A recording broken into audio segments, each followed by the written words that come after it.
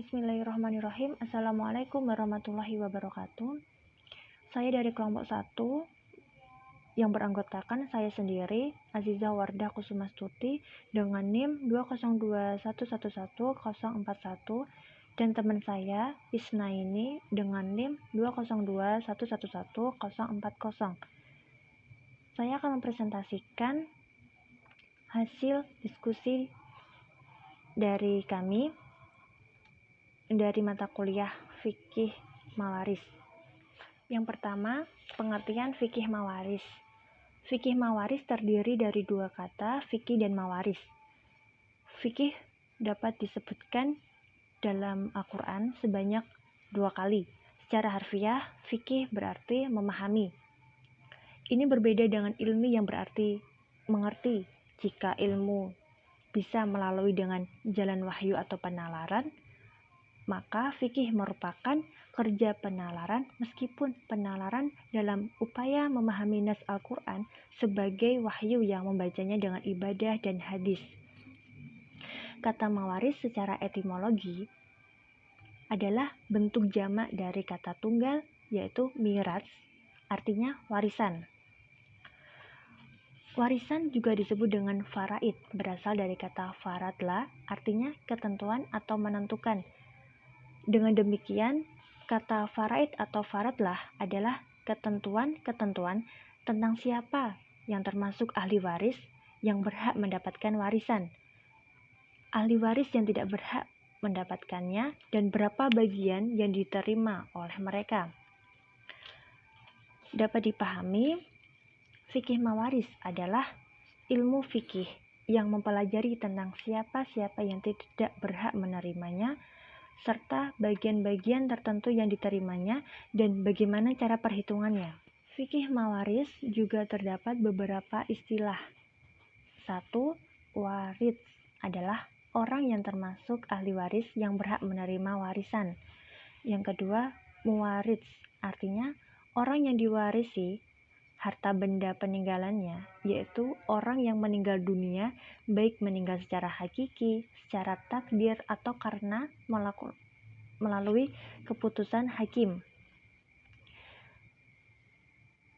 Yang ketiga, al-irs, artinya harta warisan yang siap dibagi oleh ahli waris sesudah diambil untuk keperluan pelunasan utang dan pelaksanaan wasiat.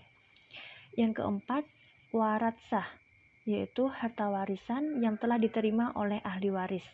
Yang kelima, tirkah, yaitu semua harta peninggalan orang yang meninggal dunia sebelum diambil untuk kepentingan pelunasan utang dan pelaksanaan wasiat dilakukan orang meninggal ketika masih hidup. Yang kedua, tentang sumber hukum fikih mawaris. Terdapat Al-Quran. Al-Quran yang berisi menghapus ketentuan hukum pada masa jahiliyah dan ketentuan yang berlaku pada awal Islam. Yang kedua, Al-Sunnah. Di antaranya 1. Riwayat Imam Bukhari dan Muslim dengan istilah muttafaq alaih. Yang kedua, riwayat Sa'ad bin Abi Waqqas oleh Bukhari dan Muslim. Yang ketiga, ijma', artinya suatu kesepakatan muslimin yang menerima ketentuan hukum warisan yang terdapat di Al-Quran dan Sunnah. Yang keempat, ijtihad, yang berarti pemikiran sahabat atau ulama yang memiliki kriteria sebagai mujtahid untuk menjawab persoalan yang muncul. Ketiga, hukum melaksanakan dan hukum mempelajari fikih mawaris. Agama Islam mengatur ketentuan pembagian warisan secara rinci dalam Al-Quran agar tidak terjadi perselisihan antara sesama ahli waris sepeninggal orang yang meninggal dunia dan hartanya diwarisi. Agama Islam menghendaki dan meletakkan prinsip adil dan keadilan sebagai salah satu sendi pembentukan dan pembinaan masyarakat dapat ditegakkan. Ketentuan tersebut tidak dapat berjalan dengan baik dan efektif manakala tidak ditunjang oleh tenaga-tenaga ahli yang memahami secara mendalam dan dapat melaksanakan ketentuan-ketentuan tersebut dengan baik.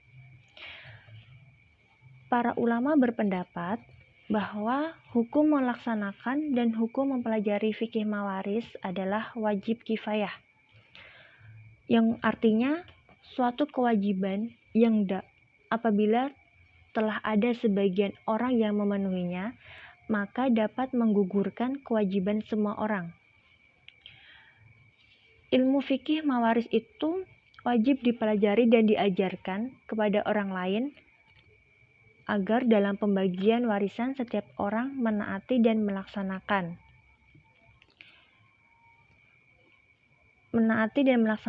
ketentuan yang ada dalam Al-Quran. Dilihat dari kegunaannya, melaksanakan dan mempelajari fikih mawaris yang hukumnya wajib kifayah dapat berubah menjadi wajib mu'ain, terutama bagi masyarakat yang dipandang sebagai pimpinan dan atau panutan, terutama para pemimpin keagamaan. Tadi dari saya, selanjutnya akan dilanjutkan oleh teman saya yaitu Isnaini. Saya Isnaini dengan NIM 202111040.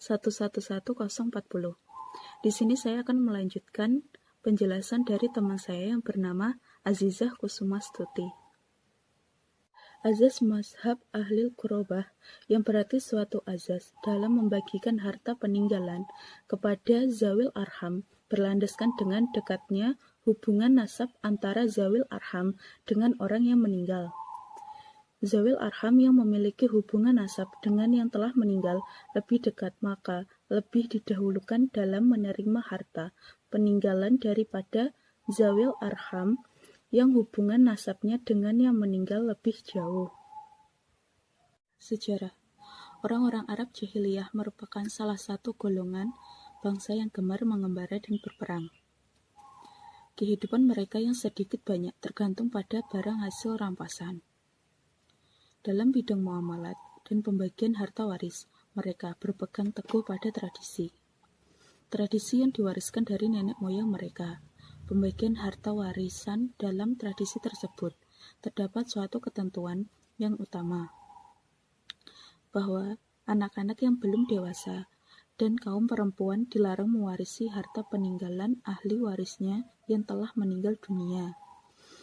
Dalam tradisi tersebut menganggap bahwa anak-anak yang belum dewasa dan kaum perempuan ialah sebagai keluarga yang belum atau tidak pantas menjadi ahli waris. Kan setengah dari mereka yang beranggapan bahwa janda perempuan dari orang yang sudah meninggal merupakan wujud harta peninggalan yang dapat diwariskan dan diwarisi kepada ahli waris. Pada prinsipnya, setiap orang yang mempunyai hubungan kerabat, mempunyai ikatan janji prasetya, atau mempunyai hubungan adopsi dengan simpati. Keluarga ikat oleh ikatan yang kuat, seperti ikatan keturunan, hubungan darah dan perjodohan, tidak tentu mendapat warisan, tetapi justru keluarga yang tidak diikat oleh ikatan yang kuat, sekalipun dapat digolongkan kepada ahli waris yang berhak mendapat harta peninggalan. Beberapa saat setelah Nabi Muhammad SAW diangkat menjadi Rasul, orang-orang Islam tidak sedikit yang melangsungkan tradisi jahiliyah tersebut sampai mereka sanggup menerima dan mengamalkan hukum-hukum baru yang disampaikan oleh Rasul. 6. Kaitannya dengan nasional.